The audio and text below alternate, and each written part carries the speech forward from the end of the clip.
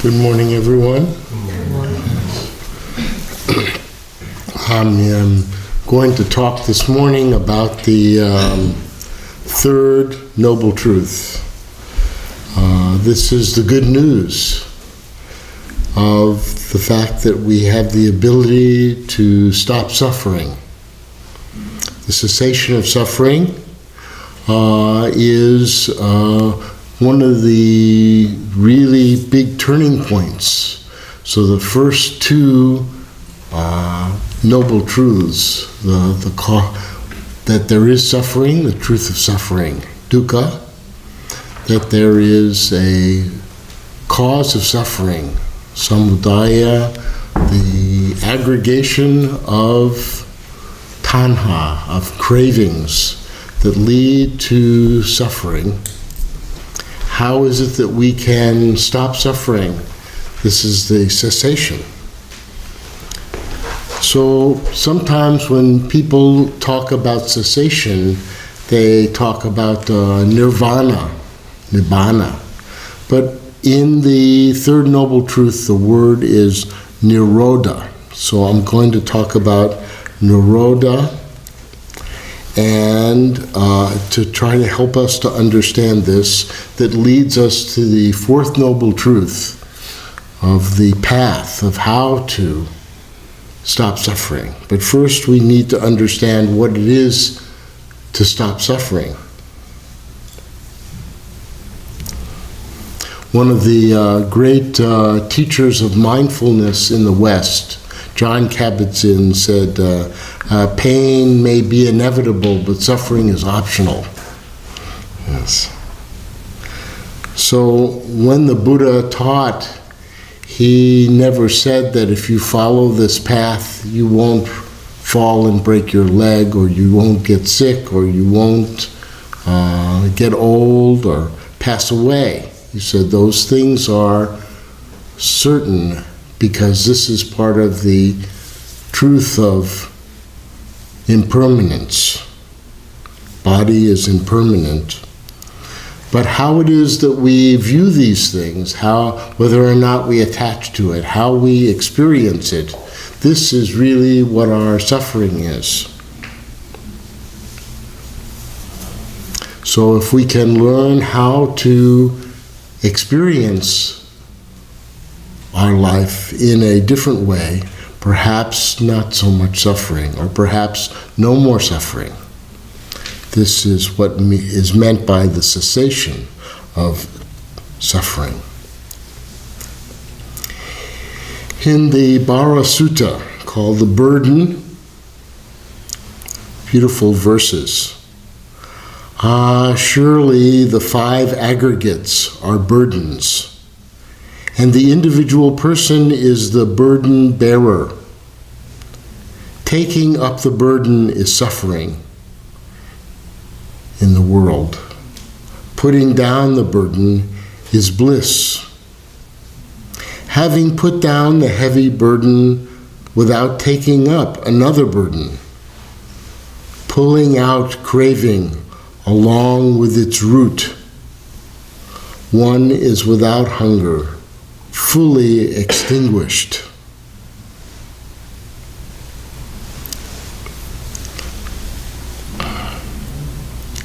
The five aggregates are what make up a sentient being we call human, made up of body, form, the feelings that we have, the perceptions, all the way to our thinking, cognition, conception. Also, our habit energy, our mental formations, what we do again and again and again, sometimes without conscious awareness. And finally, our consciousness, which allows us to go from one moment to the next. The five aggregates, these are called burdens. So again, the Four Noble Truths, the truth of suffering, the truth of the arising of suffering, the cause of suffering. Again, the aggregation of the suffering. And then the truth of the cessation of suffering, nirodha. And then the truth of the path to the cessation of suffering, magga. Marga in Sanskrit, the way to do this through the Eightfold Path. So the word nirodha, Chinese mie, is to cut off or extinguish, and it's a complicated character that I will help us to maybe understand. And so if we look at the far right, this character is commonly known as like a tool for cutting.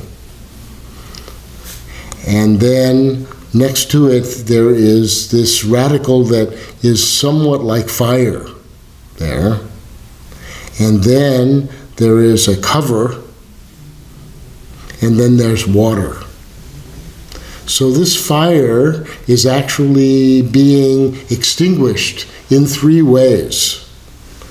The water is thrown on the fire, a cover is put on the fire, and then also cut off, the wick is cut off, maybe from the flame, the fuel. So three different ways the fire is extinguished. This is truly extinguished. Many years ago I worked with a woman who had an obsession, and if she ever lit a match, she had to put it in water, and then she would cut the top of it off, and then she would cover it. Just very much like this. But this is the cessation. So what is it that we're cutting off? This attachment to our five aggregates, the craving to satisfy our five aggregates. This is what we learn to cut off. So nirodha, in its connection with dukkha, the suffering, is this destruction of the pain that we have, the extinction of the suffering. It's the opposite of samudaya, the tanha, the thirst, the craving, and the cessation and the annihilation of the sankara, the habitual energy that we have that causes us to automatically try to crave and satisfy our senses.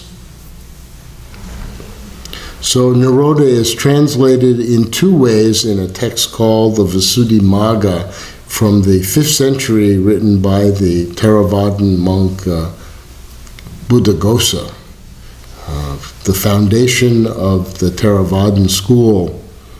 He says one way to trace the etymology is that ni means without and rodha means a prison or to confine something, an obstacle, a wall, or an impediment, thus rendering the meaning without impediment, free of confinement. So it's explained as this free of impediments and this confinement of samsara, this wheel of birth and death. And another meaning traces its origin to anapada, which means non-arising.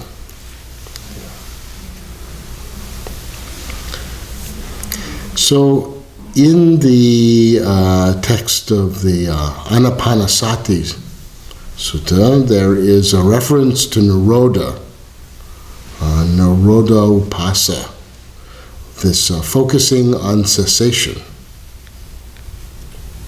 So this is the breakdown of the Anapanasati Sutta in 16 parts, and this past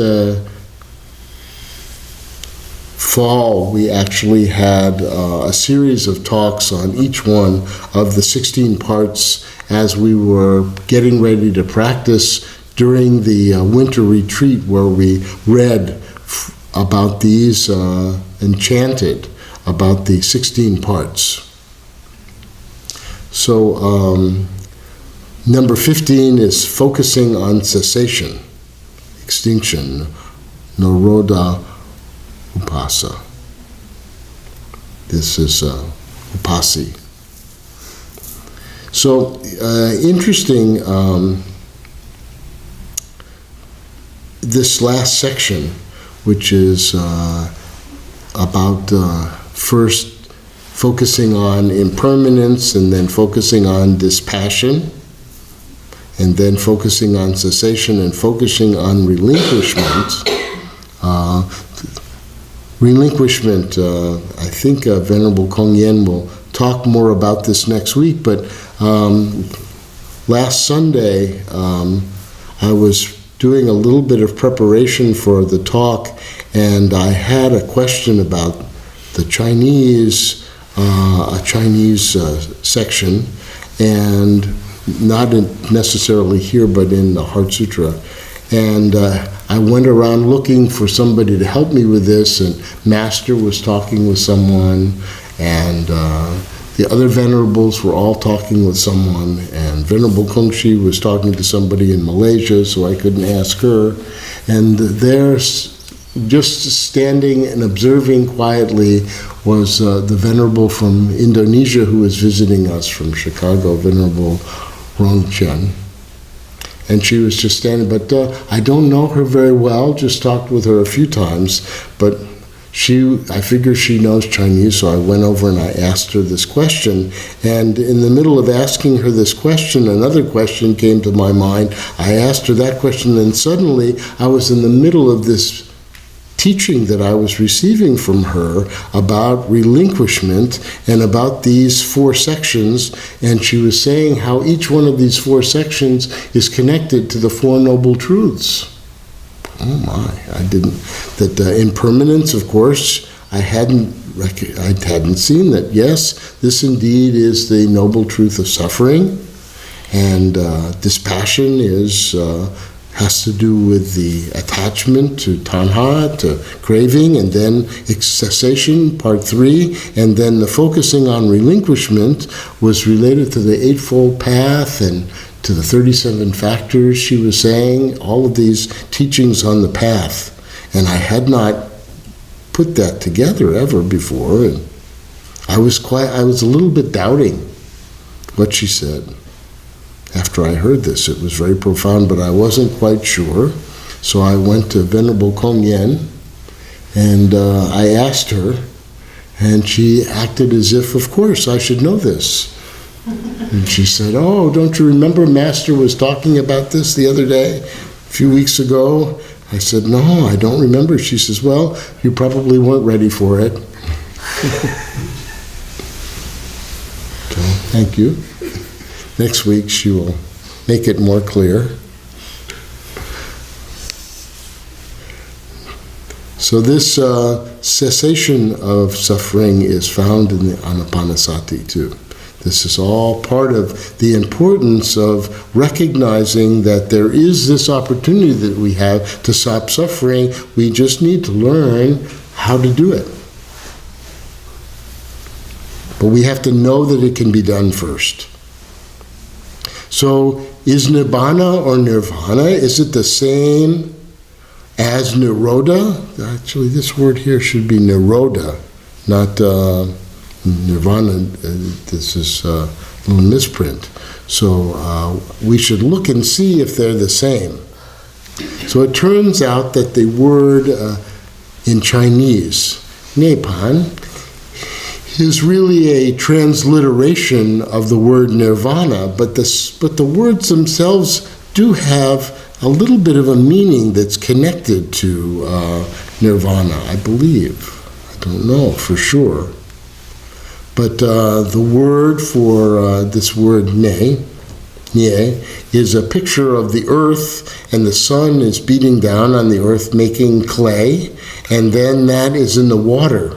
So this is sometimes translated, the word is sometimes translated as the color black, but sometimes it means originally the muck at the bottom of a pond, the earth that has been saturated by water.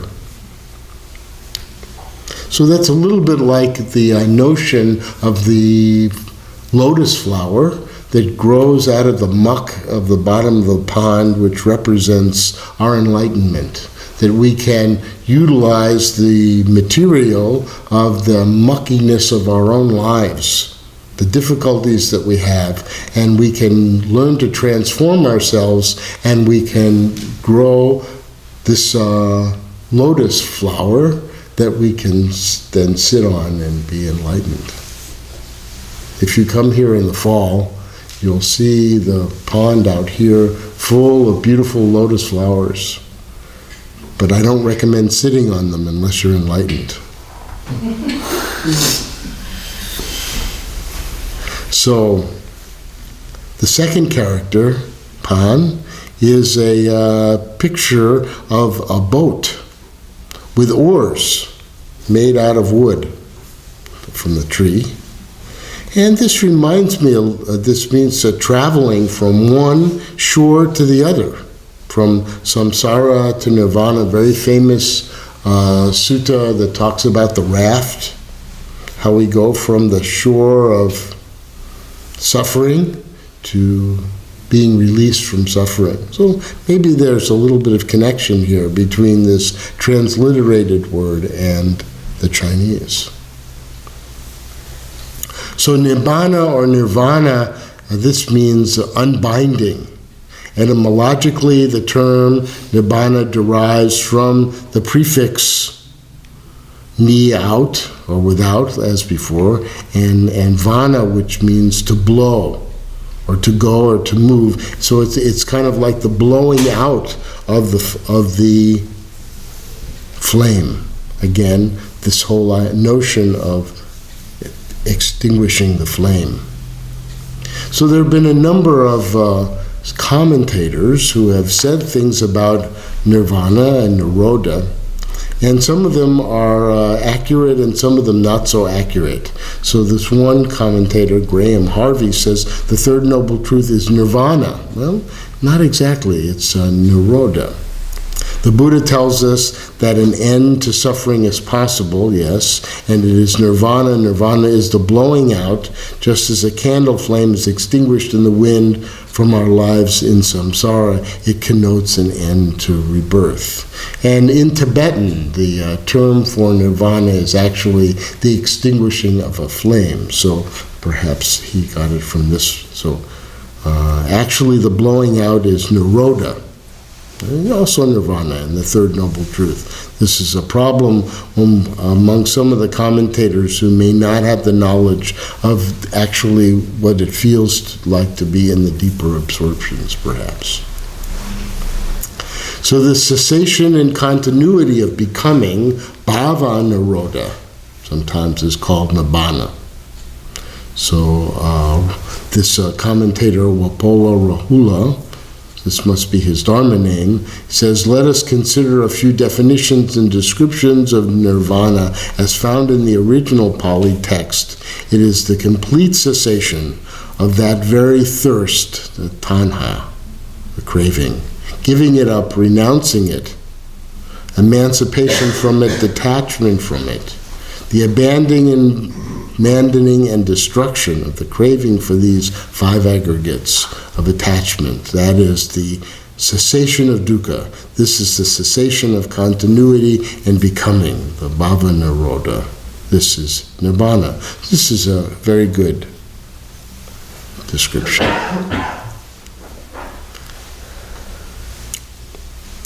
So, the attainment of cessation is not the nibbana, but the state of absorption. This is because absorption lacks the right view wisdom of the wisdom of the panya samadhi that can investigate the root causes of the defilements, such as those of the sense spheres and of the fine material sphere. And this is rather the domain of the insight knowledge, the vipassana, and the right knowledge and the realization of the path. All the absorptions are only instruments of encouragement and support that smooth the way and enhance energy. This is a forest monk who gives this commentary, which is interesting because What he's saying is that the deep stages of the jhanas, the absorptions to which one attains through long experience with meditation, when the mind ceases this discursive thinking, this chattering away, he's saying that this is a path to Nirodha. We shouldn't become attached to each one of these different stages, so that we can then eventually advance on and see that these are instruments encouraging us to enlightenment. Another important monk, Nanaponika Thera, says that the Anapana Sutta contains the description of Sariputra's attainments given by the Buddha himself. And in it, the Blessed One declares that the Venerable Sariputra has mastered the 9 meditative attainments, that are the 4 form jhanas and the formless jhanas, and finally the cessation of the perception and feeling, the final stages, leading to enlightenment. And in another teaching on this attainment, Sariputra's only perception was that nibbana is the ceasing of coming to be, this bhava nirodha. So there's this strong connection between nirodha and nibbana, but they're not exactly the same. Making it more clear is a contemporary translator of the Buddha's text, Thanissaro Bhikkhu. He says, there are many other discourses in the canon specifically stating that nibbana lies beyond the range of the 6 senses, and their objects and therefore cannot be described. He says, all is to be abandoned. At no point does the canon say that nibbana is to be abandoned. Nibbana follows on the cessation nirodha, which is to be realized. Once nibbana is realized, there are no further tasks to be done. So there are actually 2 kinds of nirvana or nibbana. One called nirvana with remainder, where the body is still alive in this state. It says with residue. It's the residual life form of the body. The cause of suffering has been annihilated, but the remnant of the effect of the karma still remains, so that an arahat may enter into this nirvana during life, but to continue to live in this mortal realm until his death of the body. And then the second type of nirvana is called without remainder, without cause and effect, and the connection with the chain of mortal life being ended, so that the arahat enters upon perfect nirvana on the death of his body. So what is this nirodha absorption that is talked about in the being able to attain this state where the mind is able to focus in cessation? So there are this teaching from the Mahayana school, the Wusin way, called the states of mental inactivity. So some of these states of mental inactivity we're pretty familiar with. One is called thoughtless sleep. And then when we pass out, something like that. We shouldn't do that too often, hopefully. And then there are a number of other stages. One is called thoughtless meditative concentration, which people can enter into, lay people can enter into this without a lot of training, but a certain amount of training.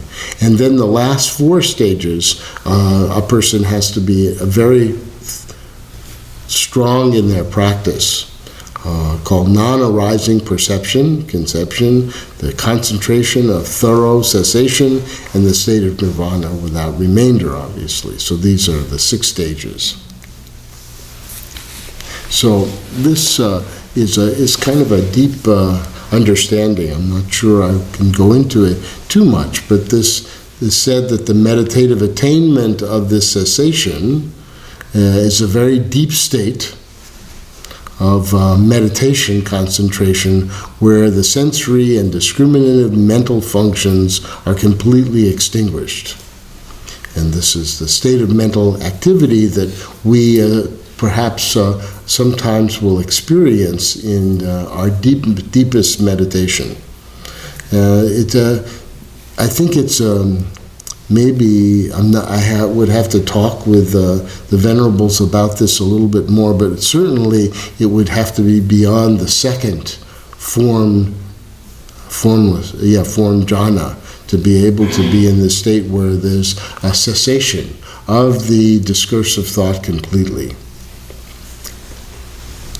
And so when this concentration is attained, the thinking consciousness is also extinguished, which enables the practitioner to direct or escape rebirth. And this concentration has the power to extinguish our mental functions in the first 6 consciousnesses. This is the eye, ear, nose, tongue, body, and the mind itself, as well as the afflicted manas, those tendencies that we have to be selfish and to think of ourselves as being more important than others. It's said to be the concentration practiced by the sages. So this is, I think, a very deep stage that we begin to experience at the level of the second form jhana, but probably not fully mature until much later in the practice. And the Yogacara Bhumi Shastra says, since low-level practitioners and even non-Buddhists are afraid to extinguish their individuality, they do not enter into this stage of extinction, complete extinction. Instead, they can only attain at best a thoughtless concentration, considered in Yogacara to be an inferior state of concentration. So this idea that we're going to extinguish our individuality is just a fear state. There's no such thing as individuality to begin with. So fearing extinction of it would be a little bit silly. We have this notion, but actually we're all so interconnected with each other and so conditioned by each other that the idea that we're somehow able to say I'm a separate person is a little bit silly, but something that we hold on to dearly. It's also called the concentration of extinguishing feeling and perception. This is the higher state. Yes. Okay. So, in conclusion, we can join our hands together. This is the very important gesture of recognizing the importance of our peacefulness and being in harmony with all beings. Again, understanding the Bara Sutta. Oh, surely the 5 aggregates are burdens, and the individual person is the burden bearer. Taking up the burden is suffering in the world. Putting down the burden is bliss. Having put down the heavy burden without taking up another burden, pulling out craving along with its roots, one is without hunger, fully extinguished. When the Blessed One was totally unbound, this is from the story of the Parinibbana from the original suttas, simultaneously with total unbinding, Venerable Ananda uttered this verse about seeing the Buddha pass away. It was awe-inspiring, it was hair-raising, when, displaying the foremost accomplishment in all things, the rightly self-awakened one was totally unbound. So we pay homage to the Blessed One with hands palm to palm over the heart, for those fully awakened are rarely encountered in the course of one's 100 eons.